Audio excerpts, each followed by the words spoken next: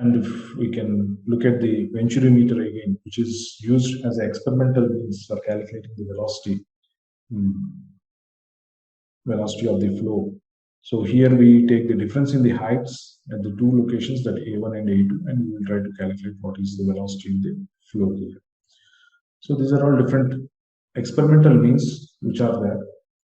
But as I mentioned earlier, all these things will be coming with a drawback, that is, we will not be able to simulate the flow. We will not be able to understand the flow as thoroughly as possible at different locations, because there are areas which should not be disturbed when we are doing the experiments, and that would create problems for us in capturing the results. So this is where the computational dynamics comes into picture. So we can see many number of applications here. So flow through a pipe here, so where you are having stress concentration here, the flow is changing its direction if there are any vortex formations. So you can see the flow past a circle here or cylinder in 3D. How the vortex formation is happening, how the flow is moving past a plate here. All these kind of simulations you can do, and at each and every point of the domain you will be able to identify what is the value of a particular parameter, let's say pressure, temperature, velocity, whatever it is, the parameter that you are looking for. If the simulation is planned properly, you can evaluate all these results at any given location. So this is one of the biggest advantage of computational fluid dynamics. So if we look at the definition of the computational fluid dynamics that we find in literature, so it's nothing but application of these numerical methods for solving the mathematical equations. Most of the times these mathematical equations are nothing but the Navier-Stokes equations, which are in the simplified forms. Okay, so what we can forecast with this, we can forecast fluid flow, we can forecast mass flow, we can understand the heat transfer behavior, we can understand the chemical reactions that are happening in the flow, and we can also identify, for example, there is a bubble that is formed in a fluid flow. So how the bubble is propagating, if there is any phase change that is happening in the material, how the phase change is represented. All these things can be forecasted using CFD. And not only qualitative, that means the nice images, whatever we are seeing, not only those images, even we will be having the right values, and if we use the right parameters and right modeling techniques, we can come up with a very good prediction for the flow phenomena that we are looking at. Okay. So starting with the starting point of that will be nothing but the mathematical model that we will be working on, which is the partial differential equations. As I mentioned, the Navier-Stokes equation, and then the numerical methods that we use. So shortly we'll be seeing different numerical methods that are used for this purpose, and then what are the software tools that are being using this, what is the solver that we are using, and how the solver is going to solve it, what are the pre-processing techniques, what are the post-processing techniques. All these things will be part of this CFD. So if we look at elaborately in pre-processing, what we do is, so we divide the whole CFD process into 3 stages. The first one is pre-processing, second stage is solver, third one is post-processing. So in pre-processing, we prepare the geometry for the fluid flow simulation.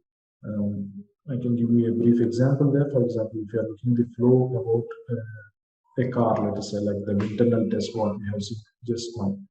So if you want to simulate that particular flow, so you just don't need the CAD model of the car, but you also need to model the wind tunnel that you are going to simulate. Okay, so if we go back here, so you can see here, if you plan to simulate this wind tunnel and you want to understand the flow around this car here, so you need to simulate the complete wind tunnel. So that means you are going to go for a CAD model of this wind tunnel and also the CAD model of the car or the vehicle, whatever, or even an aerofoil ship, which you are trying to understand the flow around that particular object. Okay.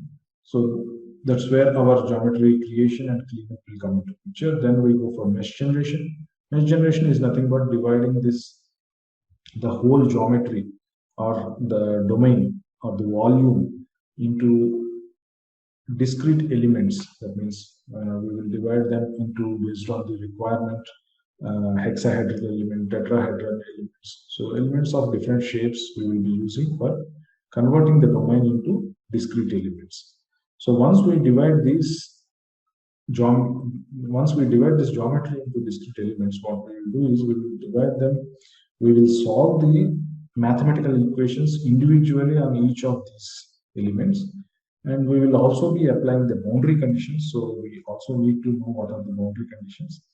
So we'll apply those boundary conditions onto these equations, and using some of the numerical methods like the one we have seen, for example, in the first parachute problem, the person we tried to divide it as dv has taken as velocity at t I plus 1 minus velocity at ti.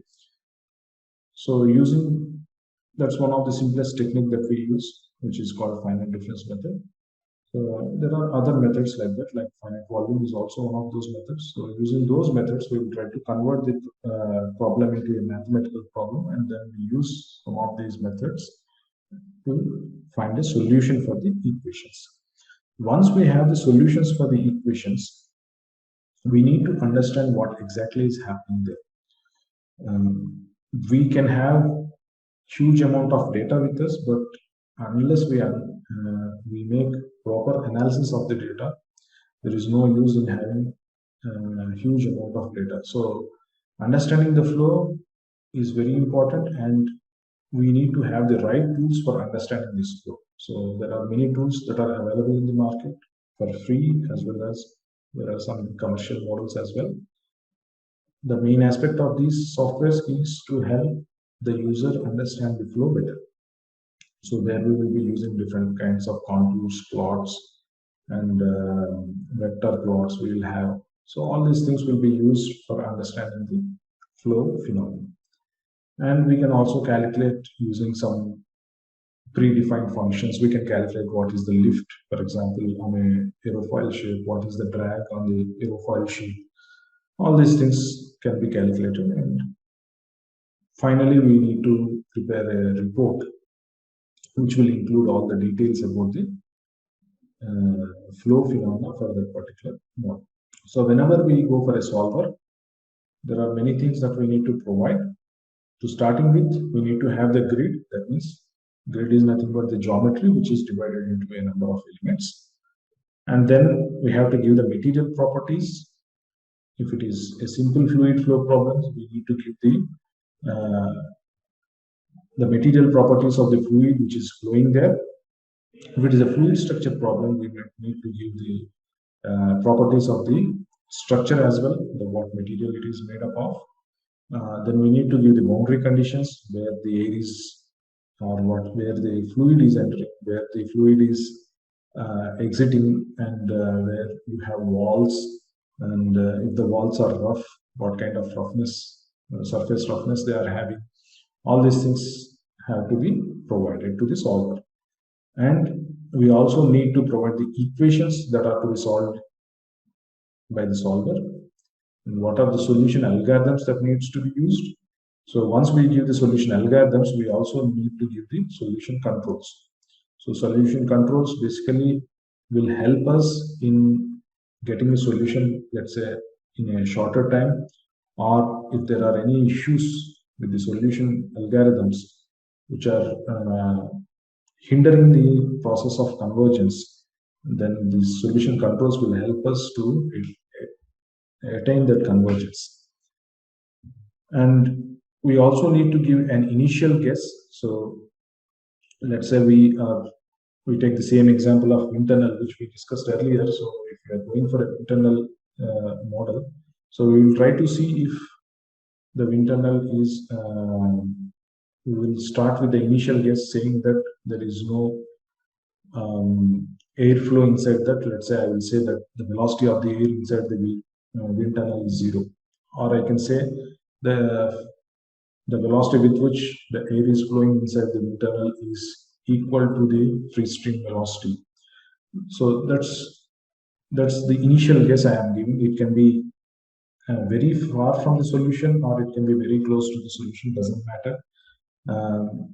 If it is very close to the solutions, then the solver will be able to get the convergence in a shorter time. If it is away from that, convergence might be delayed. Okay. So these are the things that we have to provide to the solver so that we get the solution for the problem what we are looking at.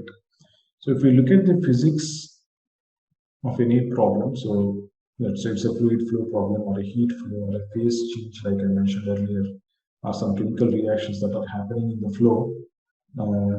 Basically, we can divide them into two parts. One is the experimental analysis, where we are going to take the model and test it. So, like in the case of the car that we have seen just now, we can go for 1:100 ratio model and do the testing. That's where we do the dimensional analysis and then we calculate the results. It has its own set of limitations and advantages.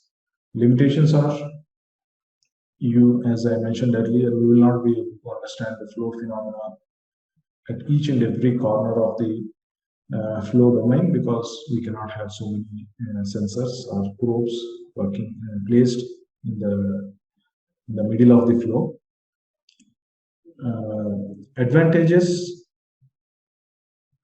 so we can visually see what actually is happening there.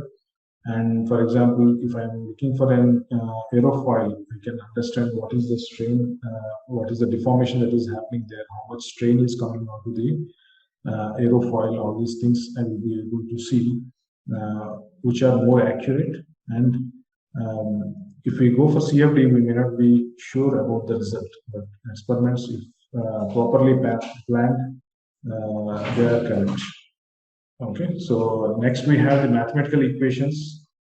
Apart from the experimental analysis, we have mathematical equations, that is the governing, based on the governing principles or the feasibility issues, what are the errors. But there can always some errors that can crop into the mathematical models because of the assumptions we make. For example, if we take the parachute problem, what we discussed earlier, we can say that the velocity is changing linearly there. That's the assumption we have made there. But that may not be the case. So different types of errors will be creeping into these mathematical models. So once we need to take care of those mathematical models, of those errors in the mathematical models. And once we have these mathematical equations, we can solve them using analytical solutions. So again, going back to the parachute problem, the equation is solved using the analytical means. So we have the solution directly there for the velocity in terms of time. And when we are going for numerical solutions, we have converted the change in velocity with respect to time to be linear in nature, which has caused some error there. And then we have some algorithms that are used, like in that example, we have used finite difference method, which is used for solving there. And there will be some things that we need to address there, like stability, the convergence, whether it is the right solution or not. All these things will be part of the numerical solution. So numerical solution are again divided into three types. There are many numerical methods, in fact, but I'm talking about only three of them here. The first one is the finite difference method, which we have seen in the parachute problem. There is also finite element method, which is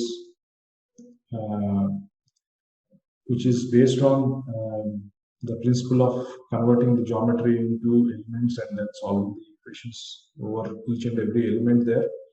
But finite element method will be used only in Lagrangian problems because of its advantage in application for the Lagrangian problems. That means where the mesh moves along with the body.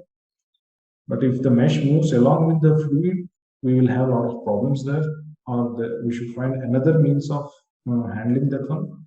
So that's the reason why finite element method is not used much. But there are ways and means of using finite element method. Uh, Finite element method for fluid flows as well, which is beyond the context here. But finite element method can also be used for fluid flows. But finite volume method is more Eulerian in nature, in the sense we will take the element and see how the flow is, how much flow is entering the element and how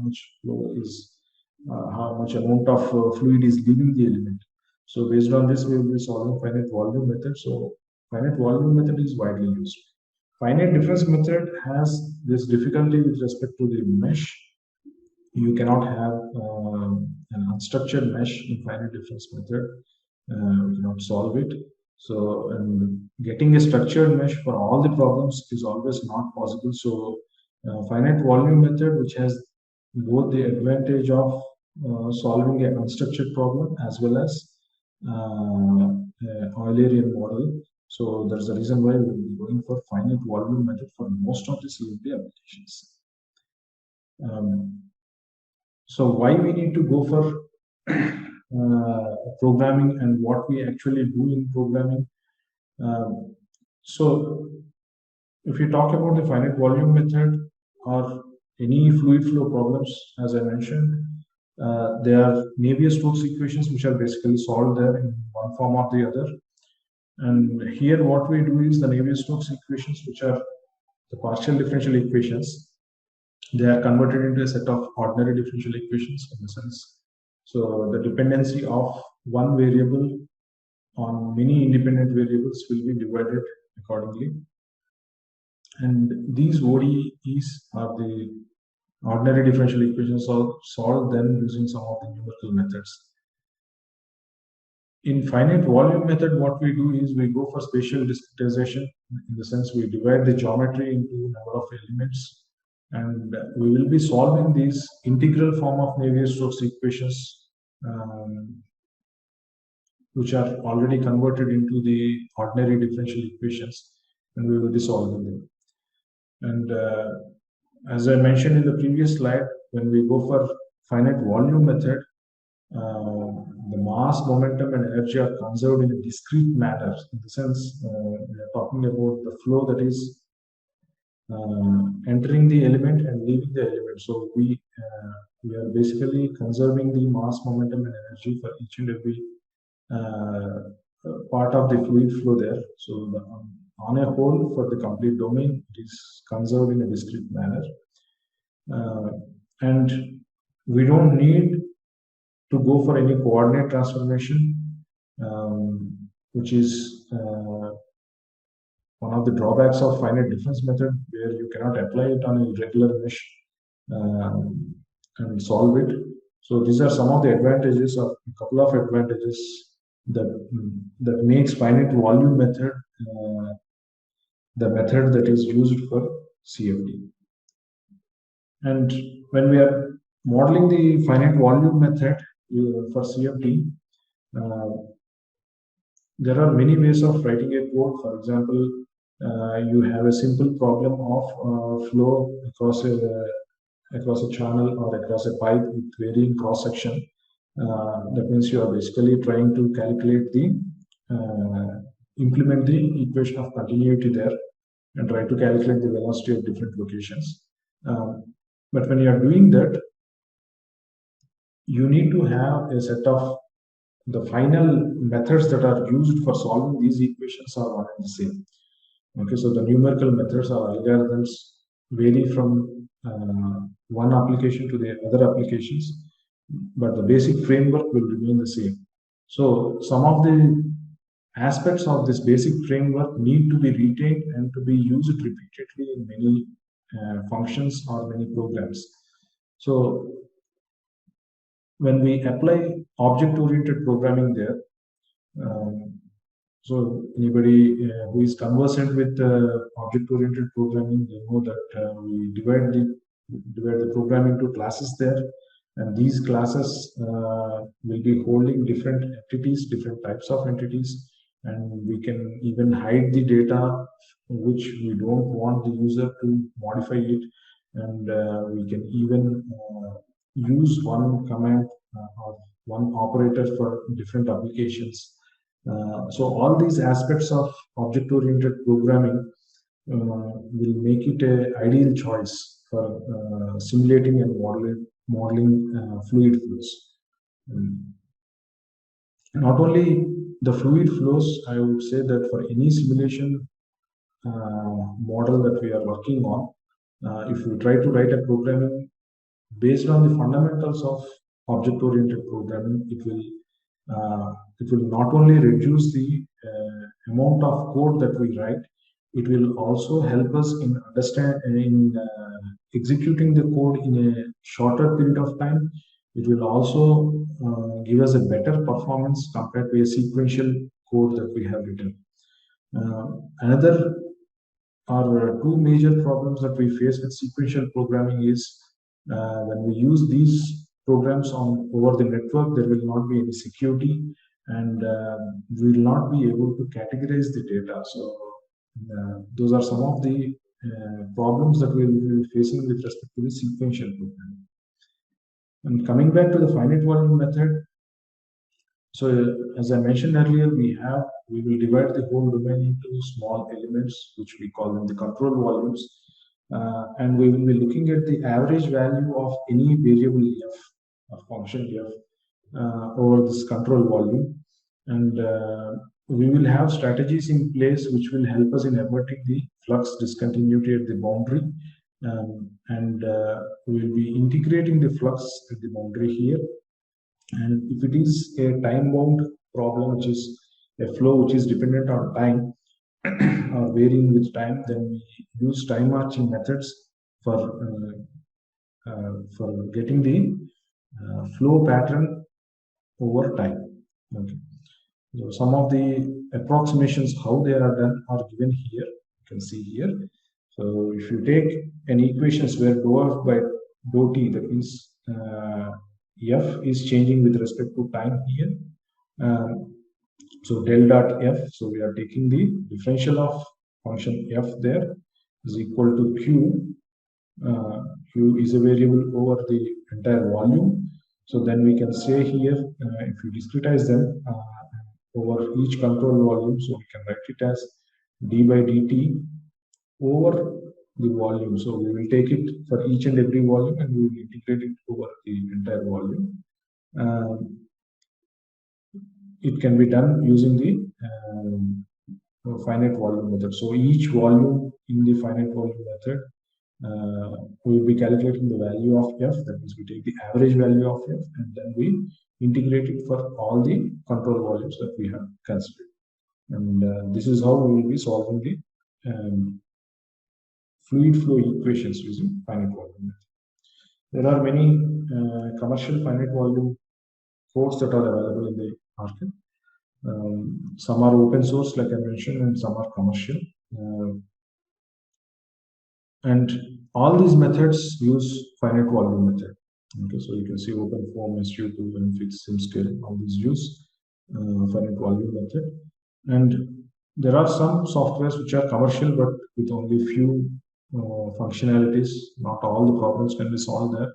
And we also have softwares with large number of functionalities, and like I mentioned, mass flow, heat transfer, fluid flow, phase change, right, and simulation of explosions. All these things, functionalities are included in softwares like ANSYS, Fluent, and CFX, SimCenter, StarC, CM+. And there are many pre and post processing tools available in the market. So the list is given here. Some of them are free to use, like ParaView, OpenFOAM. These are all free to use. And there are commercially successful pre and post processing tools like Insight, SimScale. Okay, so these are some of the widely used pre and post processing tools which are available in the market. Then coming to C++. So we have seen why finite volume method is needed for CFD problems, and we have seen that using object-oriented programming concepts will help having a edge over a sequential programming when we implement the finite volume method using ODES, or object-oriented programming system. Then C++ is one compiled language which is used, which has the concepts of ODES incorporated into it. So it's a compiled language, it's not an interpreted language. And so we have faster execution here, we have high performance, and the possibility of getting errors is reduced over the runtime. So while compiling itself, you can correct the errors if there are any. The codes will be well organized when we are converting them into classes and different variables. And we basically segregate each and every parameter there. And the process of code generation itself will be very robust and easy to understand the code. And there are efficient data structures that are available in C++, which makes it useful while writing this code. And then once compiled, we are going to have a machine code which can be directly implemented by the machine. So we have hardware level programming also possible in C++.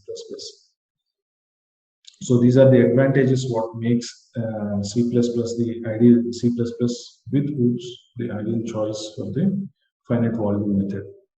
And coming to the future prospects with finite volume method, so once we are able to write a code and understand the fluid flow, we are going to have a sound knowledge of fluid flow problems and how the fluid flows are responding. Apart from that, we will also be able to write programs for our own problems and scenarios that we would like to simulate. And if it happens to be a fluid structure problem, we can even talk about fluid solid mechanics that is coming up there. And we will be able to better understand and program aerodynamics or hydrodynamic phenomena. We will be able to dwell deeper into the numerical modeling. So we started with finite volume method. Tomorrow, if we want to try and write our own code for finite element method, that is also possible. And we can even formulate a problem, a research problem based on the numerical method that you are going to use, or you can propose one method which can help in solving the mathematical model in a quicker time or in a more accurate way. And there are many business establishments around the world which are looking for programmers who can write programs using these numerical methods. Because so these are all the future prospects that this finite volume knowledge of finite volume method, coding of finite volume method using C++ will bring forward. Okay, so with that I conclude my presentation, and thanks for your attention, everybody.